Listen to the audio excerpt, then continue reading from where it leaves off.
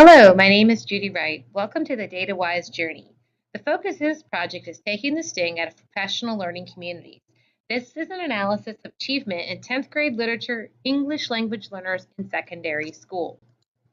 So this presents an overview of my data project. It focuses on the learner-centered problem, the problem with practice, and the instructional strategy. As you can see here, after analysis of the 2016-17 end of course EOC data, current school improvement plan, and academic class failure rate, it was determined that there's a large number of students based on 9th grade literature EOC data that are unprepared for skills necessary to be successful in 10th grade literature classes. The problem with practice is that within the focus of the PLCs, we needed to create a culture of change and support teachers that focused on achievement of ELs in 10th grade. There was a lack of English support for these students and also a lack of teacher training resources to support EL learners. The instructional strategy that was implemented, or strategies that was implemented throughout this project, was additional success tutoring, personalized learning through Canvas, our learning management system, and professional development for select teachers that included SIOP training. Step one of our DataWise journey was to organize for collaborative work. As you can see, this is the preparation phase. This is where we develop the necessary teams and structures to allow our initiatives to be successful. Our process for this step is the following. We have developed professional learning communities, and within these professional learning communities, teachers spend 1 hour every other week talking about student performance. These minutes and discussion are recorded on our meeting minutes and documentation form. Within this time, we have a data-driven dialogue. We've established group norms such as no cell phones on. We group teachers together in their subject matter or by what subject that they teach. And then they also spend that time not only looking at data, but developing common assessments. You can see here our evidence for step one is pulling together all of our data resources.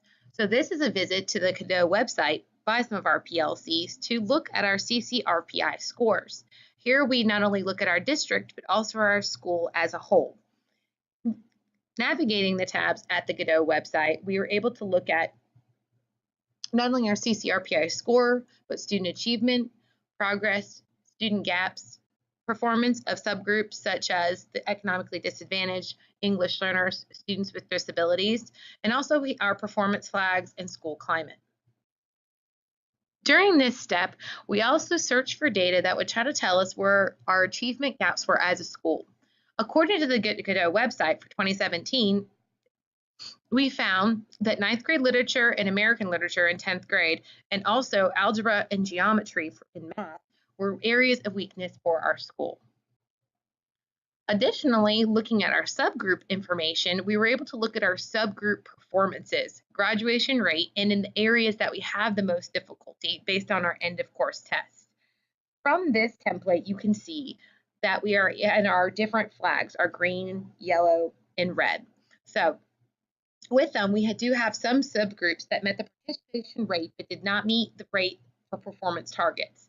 We had some that did meet performance targets and some that met the participation rate but did not meet the performance target at all. So this is color coded for you with the different colored flags, white, green, yellow, and red. And this is an area that we focused in to try to provide ourselves additional information for English language learners. So in this step, we found that worked well was reflection of data from the Georgia website, the Cadeau website, review of test scores for the entire grade level as compared to the subgroups in the lowest 25%, and bringing together professional learning communities to review the data. Next time, we need further development to build data literacy in our PLC work. Knowing that we needed to build assessment literacy for our teachers, we went ahead and developed this next step. So I kind of put this picture of this little hamster here that says, well, yes, I'm a bit stressed. Why do you ask? Because this was a very difficult step for us within our implementation. Our teachers have very little training in data literacy, so it was really important before we move forward with how to fix and address problems that we see that the data is telling us that we have, is that our teachers know how to read that. So we provided them half-day professional development days where there were subs in the classrooms for our teachers to come out and not only receive training for data literacy and how to look at and analyze data, but also time to work collaboratively. Also, did require professional learning communities with their subject matter area experts every other week, 1 hour before or after school. During these times, teachers worked together to develop and examine end of course data represented numerically as well as visually in charts and graphs. An example of some of the work in professional learning communities are the following. We really wanted them to work on demonstrating data literacy by giving them supports and helping them to analyze and understand what that data means and how that can impact their instruction. We wanted them to work together to create or select high quality, common, informative assessments together. We want to also focus on the integration of the assessment practices in assessment results. Then lastly, communicate accurately about student learning, not only with the student, with the parent, but also vertically. From this step, we found what worked well. PLC teams with data, key concepts, and student growth concepts, all centered around data, were very effective. Once we started looking at the data, we really started to see trends that were emerging, not just in certain areas, but sometimes with also certain teachers. What to change next time? Additional training for teachers to build assessment and data literacy.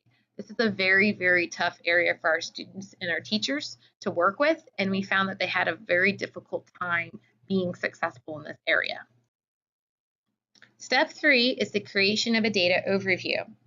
It's the belief of this administration that the development of effective PLCs that allow teachers to share thoughts, ideas, and best practices will serve to build a more solid foundation to create a vision that allows for the development of our students.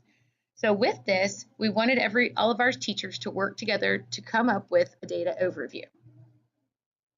So from this, our focus was end of course results, specifically the lowest 25% of students, a review of all of our relevant data now that we've pulled all of it, a review of our school improvement plan. The subgroup populations were identified as our challenge areas, and growth of literacy was our focal point. So this is a review of our professional development goals. You can see here goal 1 was over the next 3 years from 2017-18 to 2020. We want to improve our overall graduation rate by 3% from 74% to 77%. A focus on the graduation rate for ED students will aid in this improvement. Not only are we focusing on our ED students, but we're also focusing on our EL students in goal 2.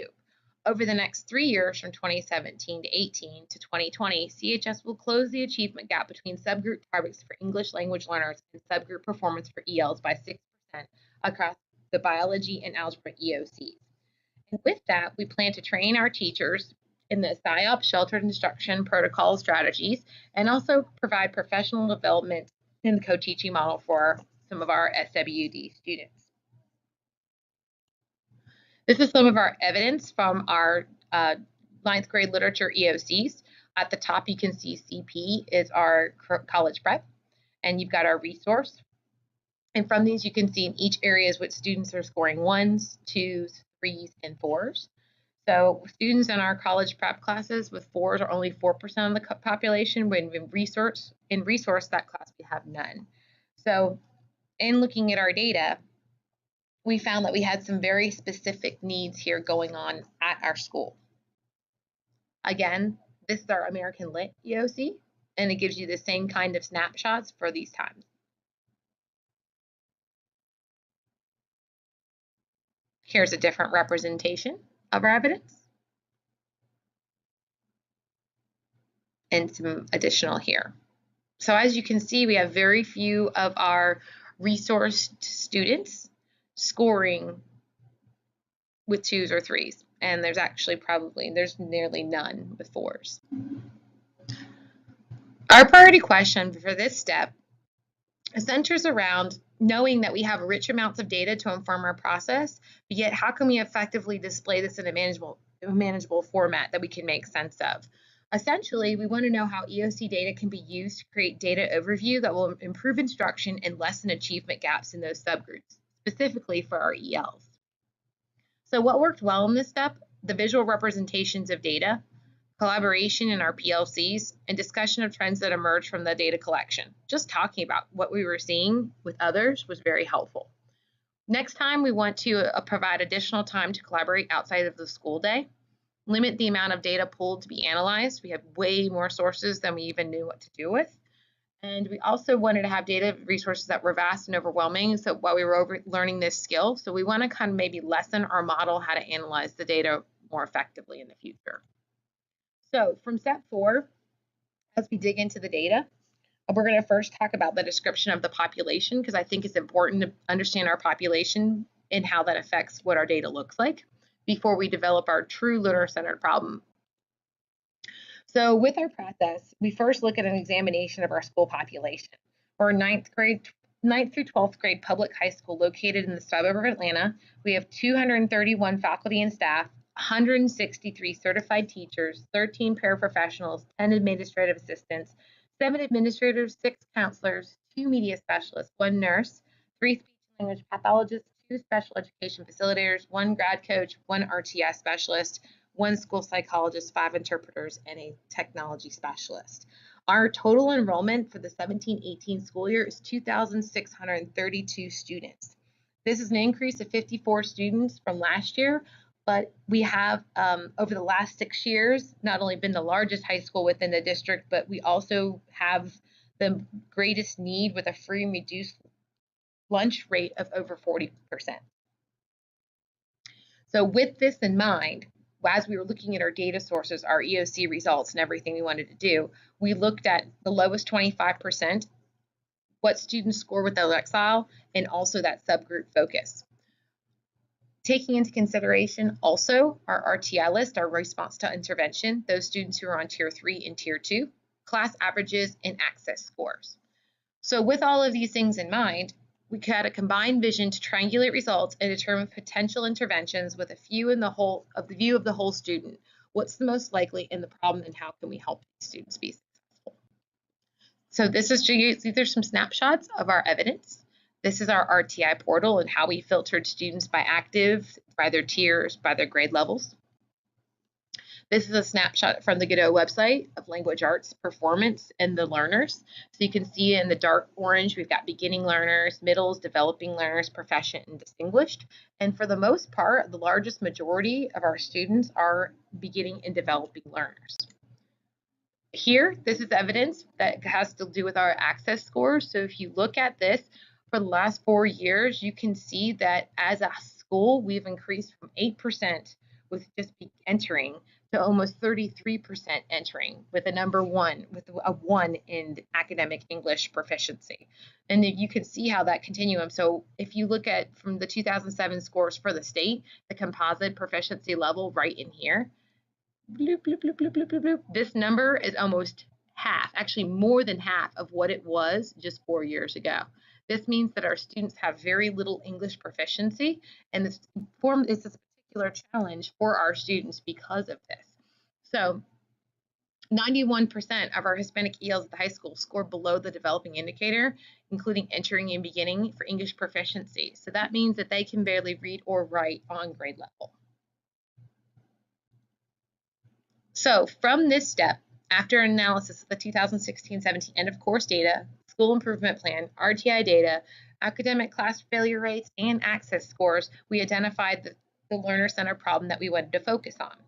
So from this, we developed the priority question and established that there is a large number of students based on the 9th grade literature EOC test data that were unprepared for the skills necessary to be successful in 10th grade literature classes.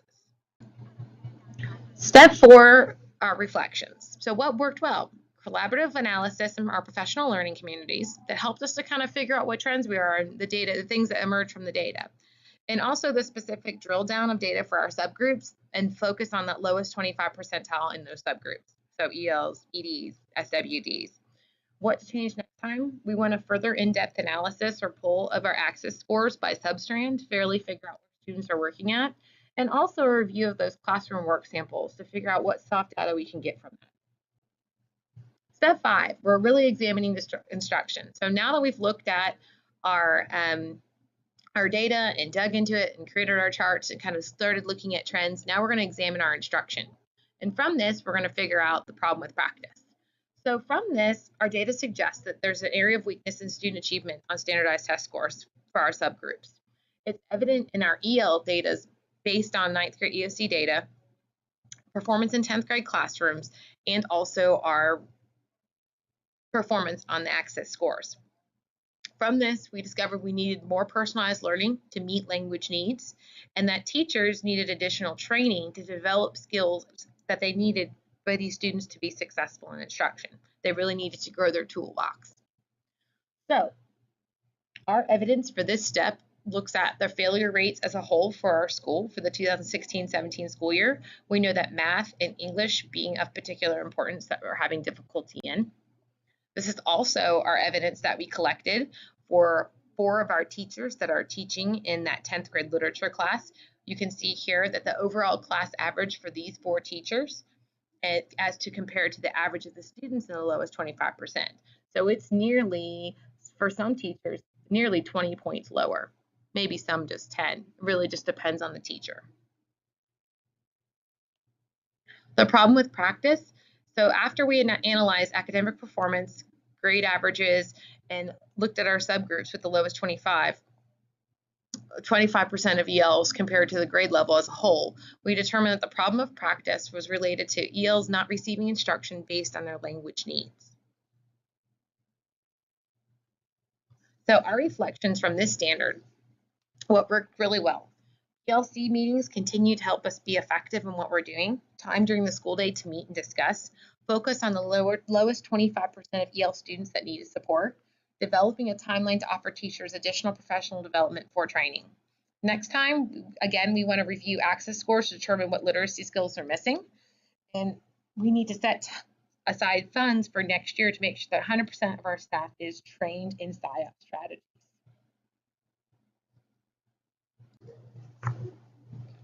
Once instructional needs and data were analyzed, and discussion and cluster examination of instructional practices occurred, documented in a PLC minute, high-impact strategies and best practices among teachers began to emerge. Through PLC dialogue, teachers began to develop a shared understanding of what effective instruction centered on student learning problems needed to occur to support student academic growth. Moving into step 6, developing an action plan, after these needs were developed in our PLC groups, they decided on what instructional strategies to implement to address student needs.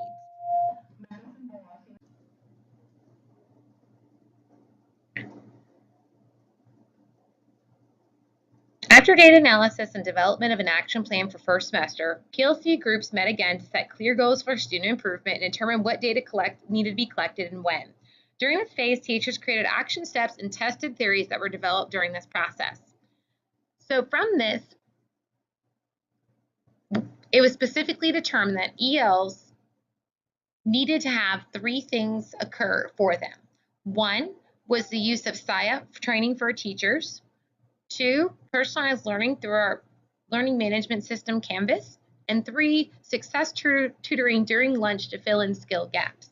The SIOP model for teachers basically centers around instructional design and delivery for our EL students. 1 is lesson preparation, 2 is building background, 3 is comprehensible input, 4 is strategies, 5 is interaction, 6 is practice and application, 7 is lesson delivery, and 8 is a review of assessment.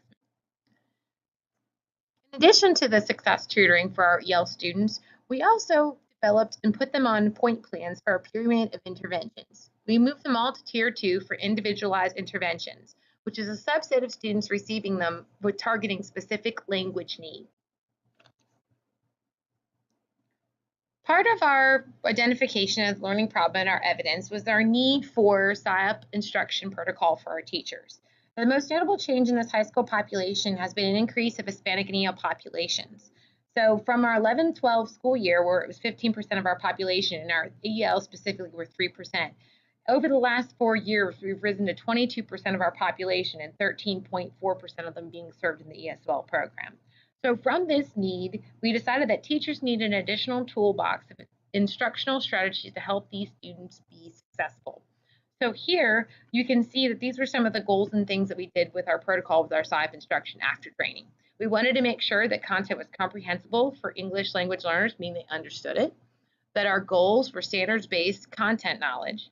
Our secondary goal was academic language developed as it pertains to each specific content area, grouping students with English learners or English learners mixed with non-English learners, and former English learners to add support in the language, and also that teachers were getting content certification or ESL bilingual certified or trained in shelter techniques.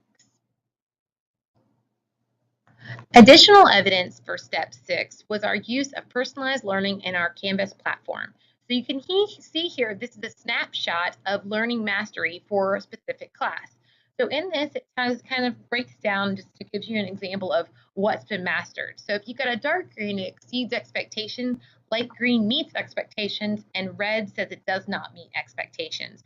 So each of our students, it was able to give every teacher a snapshot based on what they were needing, where they were scoring, and how successfully they were actually doing in their personalized learning mastery courses. Additionally, we also provided success tutoring 4 days a week, 30 minutes a day during lunch with no more than a 10-to-1 student to teacher ratio. This was offered to our EL students that were both ELs and both on RTI.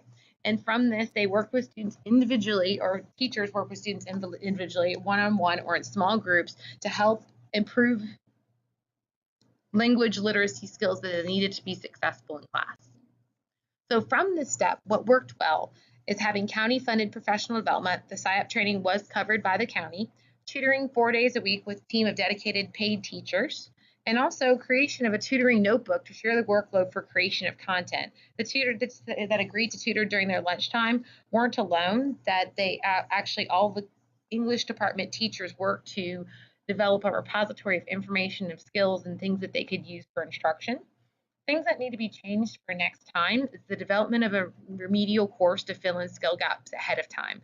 Finding the time to actually set up and do the work they needed to, as well as teaching, took up a lot of time, and our teachers were a little stressed in trying to get it taken care of. So developing a course ahead of time would be great. And also there was a need to have a longer implementation of interventions before the data was collected. So the last step that we go into is step 7, plan to assess our progress. So an analysis of academic performance, class grade averages over a 30-day period was reviewed to determine student growth percentages in 4 of the classrooms that had the lowest 25% of EL students in it. So who was responsible for this? Teachers, PLC group subject areas, and of course administration. So this is an overview of our evidence of collection for the steps. So progress monitoring tools for short, medium, and long term. Short, we were looking at attendance for tutoring, how often students were attending. Were they going all 4 days, 3 days, 2 days?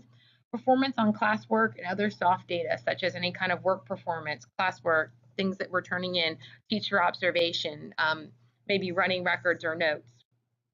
Also, for medium progress monitoring tools, we had class tests, time spent in Canvas, long-term, course EOC. All right, step 7 for our reflections, what worked well. Teachers, again, working in PLCs and taking an active role in the collection of data were largely very successful for the English department. Immediate feedback on daily classwork and not just quizzes and tests were also important. I think that just focusing on one test at the end of the unit wasn't enough to really get a clear picture or monitor progress for our EL students that needed more frequent check-in, check-out, and chunking of assignments. We also reviewed interventions and PLCs to make sure what we were putting in the RTA portal and we were keeping up with were effective and working for our EL learners. And we also had a check-in, check-out system with the RTI committee and teachers that were tutoring as a department. So even if you weren't a tutoring teacher, that those collaboration and the communications were being discussed about what people were seeing in our professional learning communities to make sure that we were providing effective instruction for our students. What to change next time? We went to further development of common formative and summative assessments and also complete pre and post testing.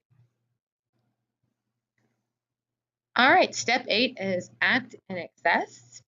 So with this act and assess section, we're actually going to look at what we need to adjust based on what we observed and saw. So this is just a quick snip from our overall template for the project. And basically, it kind of sums everything up together. That assessment and work in our PLCs have been instrumental in defining common vocabulary, development of common summative and formative assessments, familiarizing the PLC team with data, key concepts, and student growth, all centered around data. During the PLC meetings, teachers and administration worked together to analyze it, beginning with standardized test results from end-of-course tests. In addition to review of VOCs, we looked at classroom performance, response to intervention, RTI data, and formative assessments were also examined. And so it also tells you here we have administration, PLC groups, English department were responsible, and we did it biweekly, every other week, and at the end of the semester to monitor and assess. So in this section, this is like a post analysis of what occurred during the study. So with the implementation of success, personalized learning, and SciUp strategies, this section of this step allowed for immediate modifications to be made around the learner's individual characteristics and learning needs. We were able to adjust the content and learning environment to what was suitable for the student by supporting those diverse needs and giving them instruction in specific areas that they really needed in their tutoring section. Now, from this, it's important to note that there are some limitations to the data here that we collected.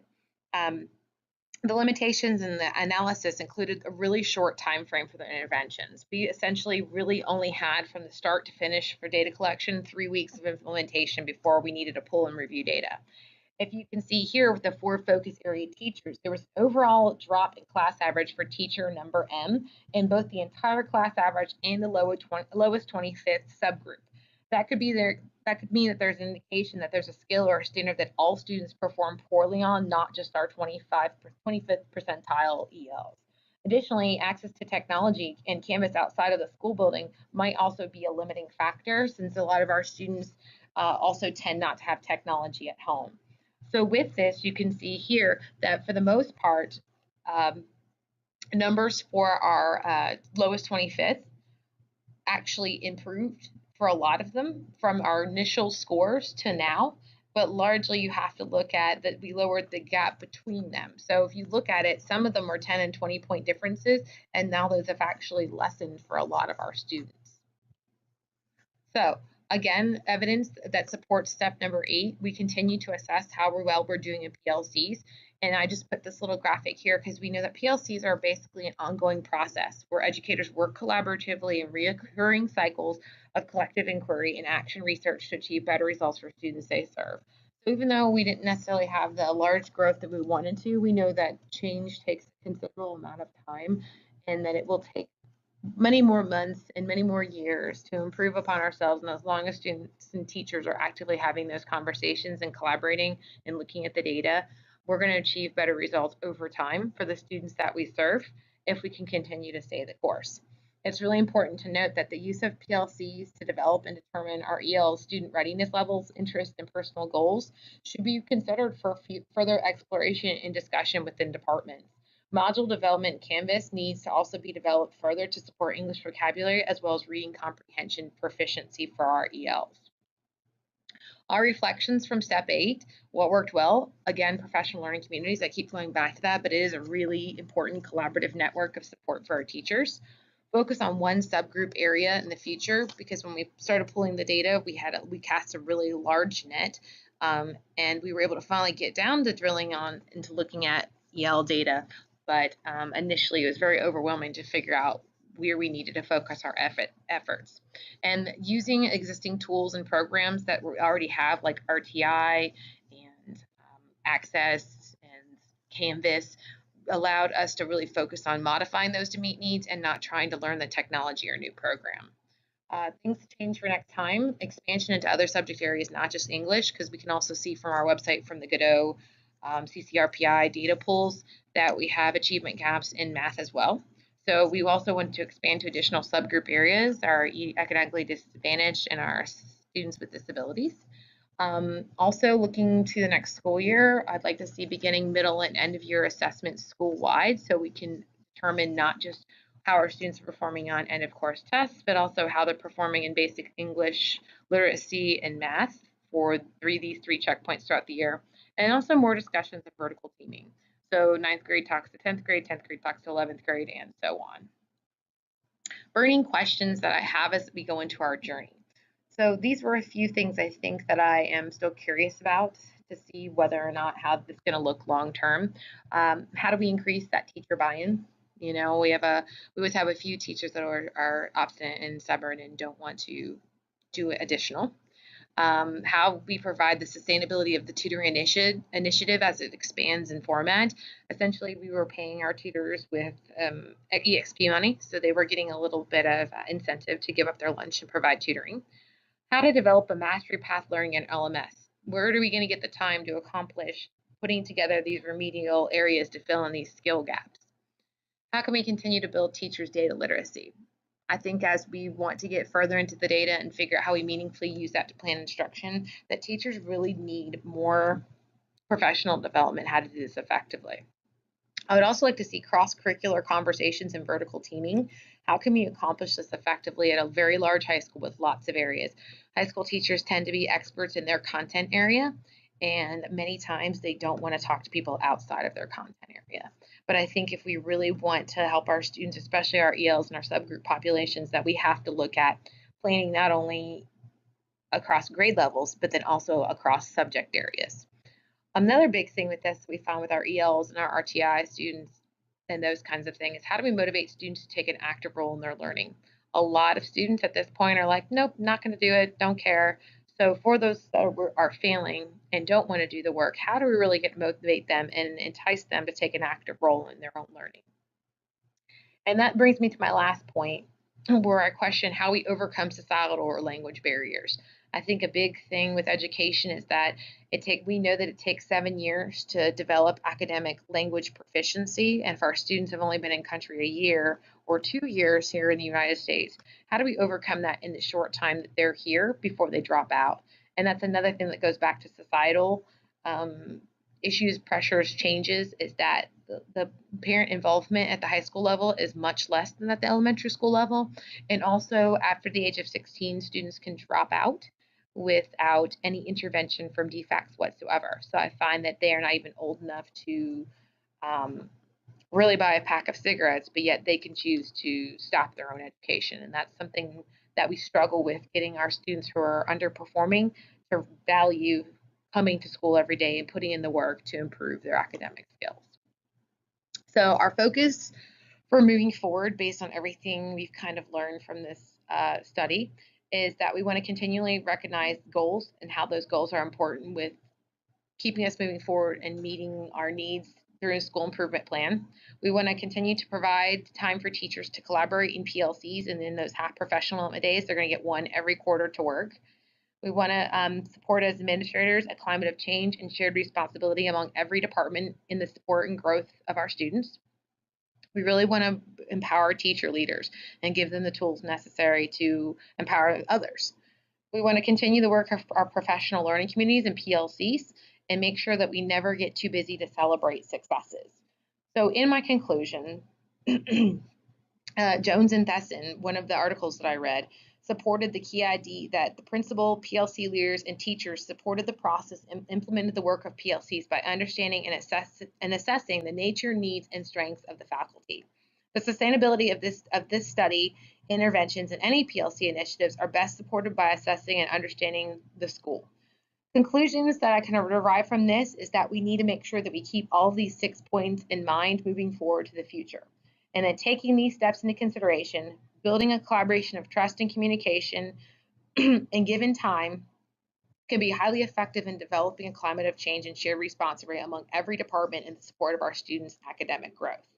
It is with the work of professional learning communities that teachers become empowered leaders who share in the vision of the school and work to increase student achievement in our classrooms.